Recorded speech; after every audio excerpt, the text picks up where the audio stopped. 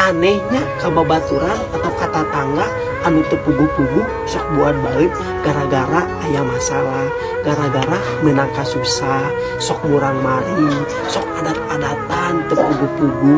Cek urang mah teureung ku sorangan, da geuning boga milik oge diteureung ku sorangan. Manya ayeuna boga masalah kudu dibagi-bagi. Gusti wagu.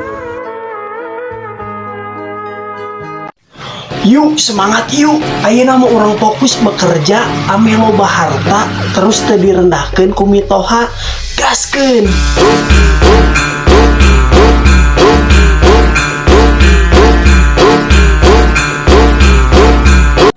Lamun ayeuna maraneh direndahkeun karena teu boga duit, semangat digawe sing getolur ame arurang bisa nyingserikeun jelema-jelema anu geus ngarendahkeun arurang karena nginjem duit ka arurang.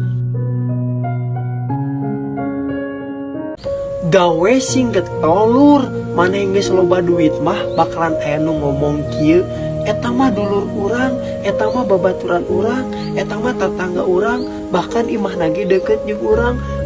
Anjing giliran aing keur susah mah kuatin ka eueuh nu nulungan pura-pura teu warauh. Gusti wagu. Kudu good looking heula kakarak dipandang, kudu loba duit heula kakarak dihargaan, kudu sukses heula kakarak dihormati. Pantesan urang teu dipandang da urang teu good looking, pantesan urang teu dihargaan da urang can aya duitan, pantesan urang teu dihormati da urang can sukses. Gusti sarendah ieu kah pandangan jelema ka urang? Urang mah saaya-aya we teu maksakeun gaya hirup, naon anu kurang dipiboga nyaeta anu kurang dipake, daripada ayeuna urang maksakeun gaya hirup tapi hutang ka ditu ka dieu. Gusti ripuh. Keur susah mah katempo mana anu bener-bener jadi babaturan, jeung mana anu ngan saukur hayang menikmati duit urang hungkul.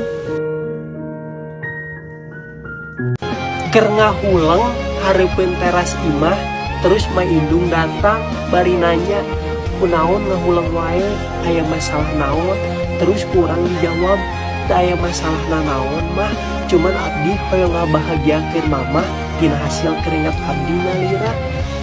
Gusti cing dimalirikan kangge jalmi-jalmi anu siga abdi anu hayang ngabahagiakeun kolotna.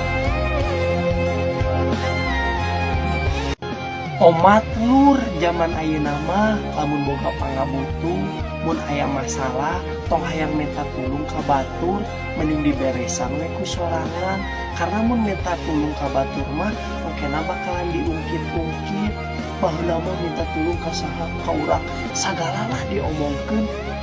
Gusti lamun teu niat nulungan mah, teu ikhlas nulungan mah tong sok hayang tulung.